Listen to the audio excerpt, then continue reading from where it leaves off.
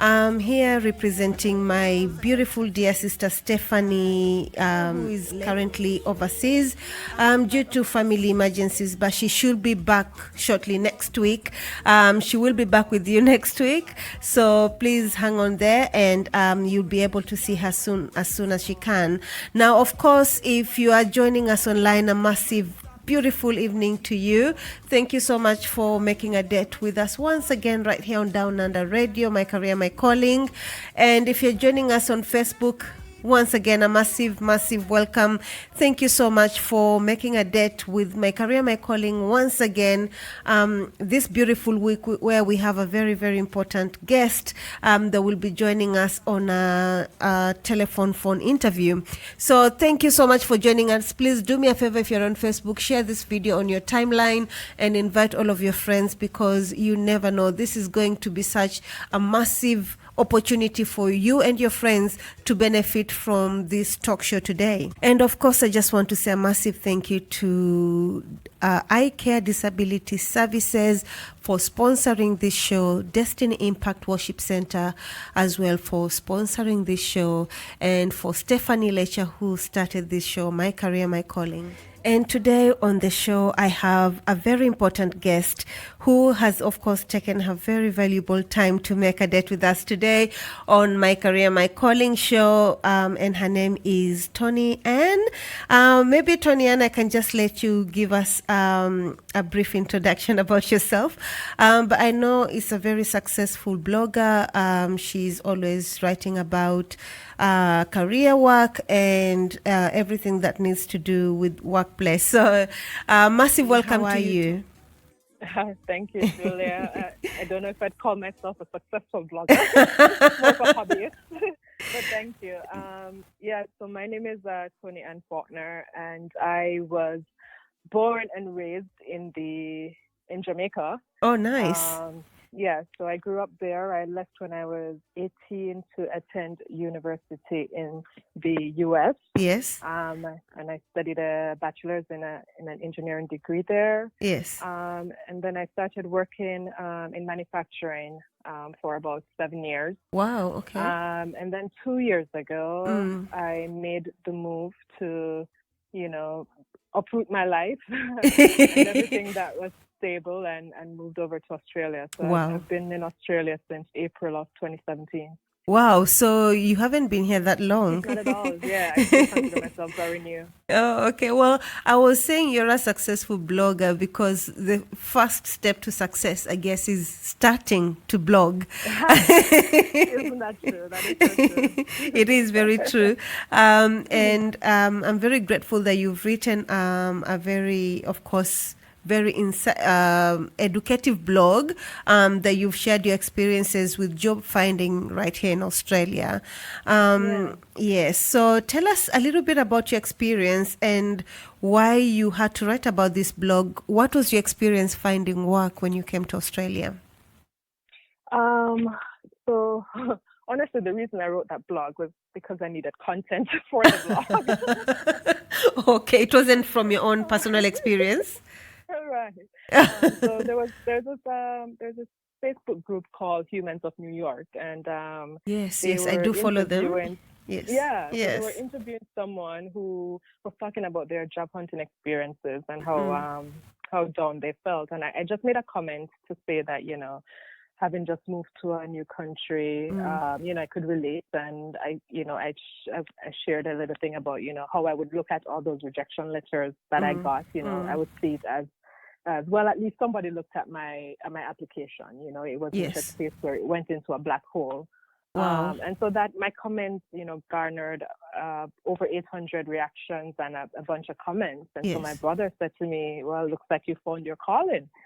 And I said, okay, well, maybe this is something. Maybe I'll write about it. So that's how the post came about. My experience of job hunting actually started even before I moved to Australia. So I knew I was coming here. So in January 2017, I started taking baby steps towards finding a job. So one of the first things I did was I looked for a resume writer who could, take my one-page US US resume and translate it into something that into an Australian format. Oh, So I did wow. stuff like that. I even got a Skype number, Yes. so that just in case an interviewer wanted to call me, I had an Australian Skype number that they could call me on. Wow. I started researching like top industries, and yeah, so that's from, it started from even before I got here. Just so So, researching the opportunities. okay. So you found a job before you came to Australia, is that right? I did not. No, Oh, no. okay. But you started Yeah, the I did not. process before you came.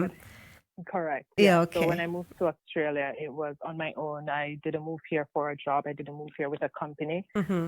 I resigned my job in the US and I moved here, to start over. Wow, that was a bold move, I have to say. Yes, and it eventually paid off. There were some very dark days. Oh, okay. Okay.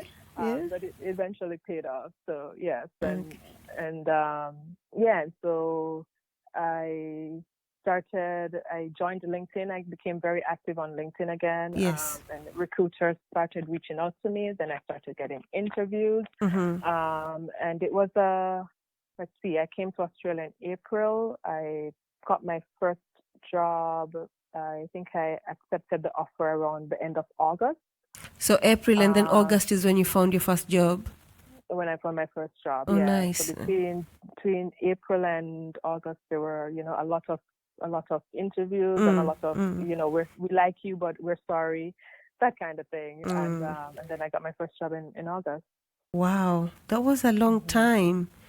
It was, and Yes. I had to. It was a very humbling experience for me because Mm. it was my first time actively job hunting. Yes. Yes.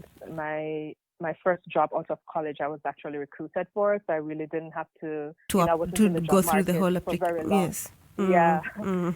and I stayed in that job for 7 years. So this was Wow. really my first time going through, the emotional turmoil of job hunting and the ups and downs that come with it. Yes. Oh God, I can imagine. It must have been very challenging and very, I have to say, very difficult for you. Did you have to change your strategies though when you are thinking, okay, maybe I've been doing one thing for this long time since April. There's something I need to change to be able to get that job. Did you have any strategies that you used for you to be able to land the job that you did? Yeah. So really, the main strategy I employed was just looking at job hunting as a numbers game. And it was the more jobs you applied for, the greater your chance of success. Wow. So, Yeah. once I narrowed down like the industries I wanted to work in, Yes. I was constantly on the company's website applying for jobs, Yes. looking at their jobs. If I saw a job and I thought, oh, I've done this, oh, Yes. I could do this, Yes. oh, I'd like to do this. Yes. I was applying for the jobs, whether, I had all the qualifications they needed. I was just applying for jobs. So In any fact, job you'll just apply. yes, any job Okay. in the particular industry. Industry that I was of course. yeah, I was very, I was privileged enough to be in a position where I could, even though I was looking for a job, I could still, be selective in what I was offering, right? So I saved up a good nest egg to move to Australia because I figured it'd probably take me a year to find a job. So I did have, that amount of luxury, I guess, that I could be selective in the jobs that I was applying for. Oh, that's good. So yeah, so I was just applying. In fact, for one company, the first job that I ended up getting in Australia, I applied for 37 jobs with that one company. Wow. 37 jobs with that one company, and I had maybe about 6 interviews with them for different positions, and I ended up getting one. Wow. So I know, in some circles they say, don't apply to more than 2-3 jobs with one company. But for me, it was like, when somebody called me and they're like, oh, I see you've applied for a few jobs with us, and I would say, well, let's be honest, it's more than a few. Yes, It shows you that I really do want to work for your company. So I was able to pivot it that way, that, look, I really want to join your organization. So I'm just looking for any way in here. Wow. So it eventually paid off. Yeah, well, they must have seen and recognized your passion to join that organization, because I think so. I think I wore their HR people out. They're like, let's just get her in. Let's just get her in. Yeah. Oh, lovely. So persistence does pay. It really does. It does. And, I just said, it was on my 37th try that I ended up getting this job. And some days were easier than others. Some days I'd wake up and I'd get a bunch of rejection letters, and I'd be like, okay, that's okay. I'll just start all over again. It would just fuel me to just continue. Wow. And then the other day, the other days I was like, what is happening? Why am I, why is things not going my way? Exactly. And so, yeah. Yes, because I'm thinking about that and just thinking for a lot of us, including myself, from April to that time, it would have been really challenging mentally to just be getting rejection after rejection after rejection. Eventually, yes, you'd be like, why? What's going on? Why can't they just give me this job? Exactly. Yes. Did you reach a place where you thought, okay, I'm desperate? Or did you just continue to be like, okay, if it didn't work out this time, then next time I'll surely get it? I never quite reached a point where I was desperate, because I was fortunate enough to have, to savings, have like plan Bs and plan Cs. Oh, good. Yeah, so I had plan Cs. So I'm a planner. I'm always planning for each eventuality. So as one of my plans was, I'd given myself at least a year to try and find a job. So I was able to sustain myself without a job for, for a good few months. So that allowed me to not get too desperate. And one of the other things I did while I was looking for a job, I started house sitting and pet sitting to help, save money. So I didn't have to pay for rent or electricity. I would look after animals, and get to live in their house rent free. Wow. In some instances, they gave me access to their cars. And even gave me, access to their network of friends as well, So I formed some very good friendships that way, through the host family that I sat for. So not having to draw from my savings to pay for, rent and stuff like that, allowed me to not get too desperate. Wow. Well, that's another strategy, I guess, for anyone listening who is new in Australia and you're job hunting, you don't know what to do, you don't have maybe enough savings or income. I guess another way is to house sit for people, or to just, because there's some people who also look for in-house nannies or pet sitters, or whatever it is that they're looking for, and I guess sometimes it does pay off to just put yourself out there, and also just to speak out and network with people. Yes, networking is very important. Yeah, absolutely. Okay. That's how I got introduced to pet sitting. I was at a network event that I joined this group before I came to Australia, just to introduce myself and said, hey, I'm coming to Australia. And they were having a meetup event, and I went, and I just, was like, oh, I'm looking for a job. And then I heard about people pet sitting, and I'm like, what is this amazing thing, pet sitting? Wow. And learned about it, and I wrote a post one day just to say, I'm looking for a job, but in the meantime, anybody's going on holiday, they want a pet sitter, I'm available. And this lady responded, and that's how I got started. Beautiful. Oh, absolutely beautiful. And networking, I'm telling you, it does pay a lot, and I value that a lot. So anyone who's listening in, definitely please take a lot of this into action. It's not good to just isolate yourself and say, oh, I'm new, I don't know anyone here. Just put yourself out there, network as much as you can. Yeah. Exactly. Thank you for sharing that, Toni-Ann. No problem. Yes, and in your blog you mentioned revising your resume and getting premium account on LinkedIn, because you had to get someone to actually rewrite your resume for you, translated from the American to the Australian. And also get a premium account on LinkedIn. Tell us about your experience and benefits of using LinkedIn when you were looking for work. Yeah, so LinkedIn, while I did not end up getting a job from a connection I made on LinkedIn directly, I did think it was, a valuable investment on my part. Yes. I think that when you are job hunting, Yes. you should leave no stones unturned, right? Absolutely. So Absolutely. upgrading for the premium membership on LinkedIn just allowed me to see who was viewing my profile, and that was useful because whenever I applied for a job, I could see if somebody from the company had gone on my LinkedIn profile, because LinkedIn is really the Facebook of business. Of course. And Yes, it is. A professional and updated LinkedIn profile is very important. Yes, so yes. it was good to see that, I'd apply for a job with company X, and then, I would see that the HR manager or somebody from that company had viewed my profile. So I considered those things small wins. My very first interview in Australia when I got here was because a LinkedIn recruiter reached out to me. They were looking for somebody in particular that had some tire engineering background, which was what I did back in the US, and they reached out to me, and I went in for a few interviews, and I formed a very good relationship with that recruiter that, in fact, when something else came up down the line, he reached out back to me again. Oh, so while that's I didn't beautiful. I didn't end up getting a job directly through LinkedIn, but I do think it was very valuable. It is, to do that.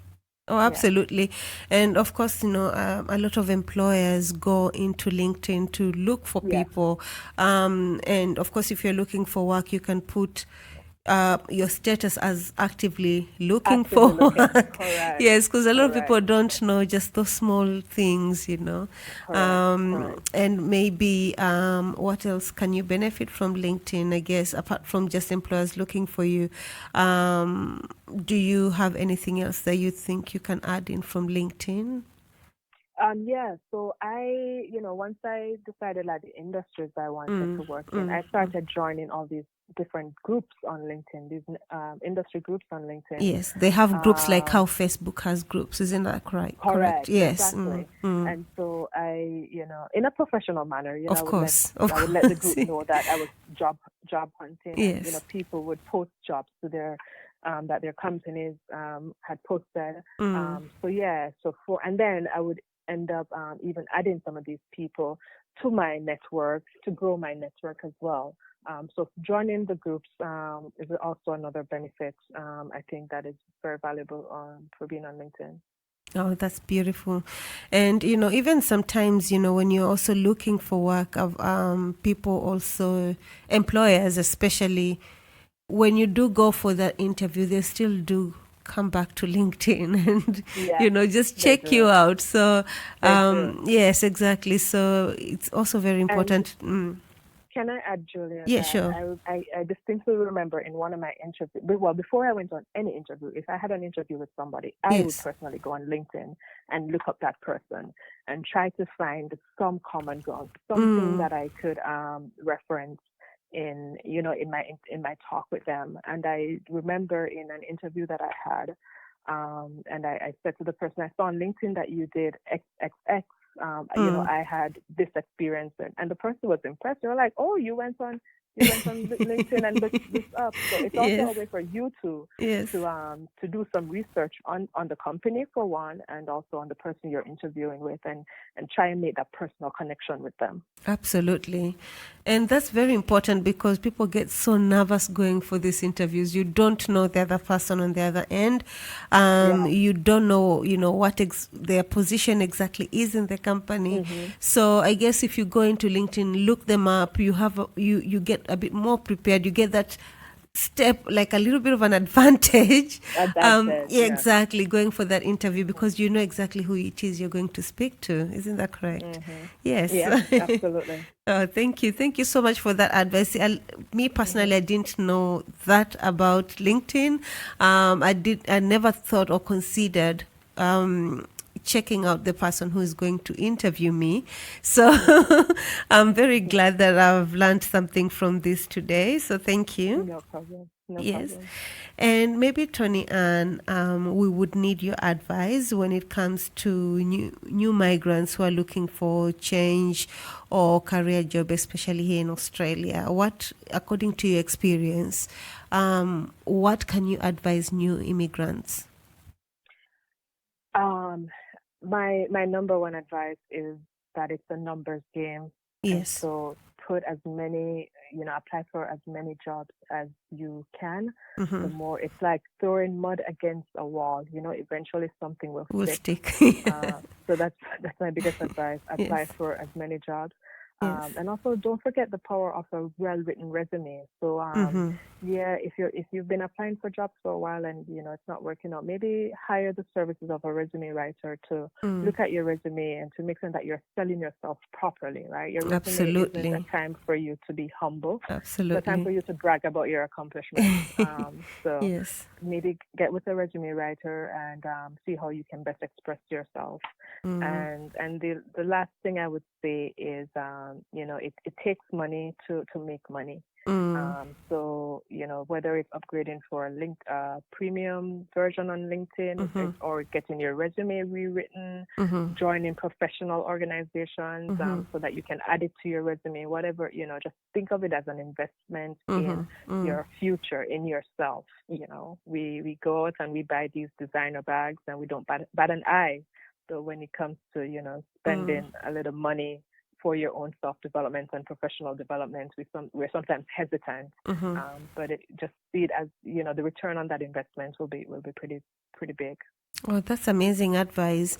And of course, people don't actually know this, but you can hire someone to write your resume.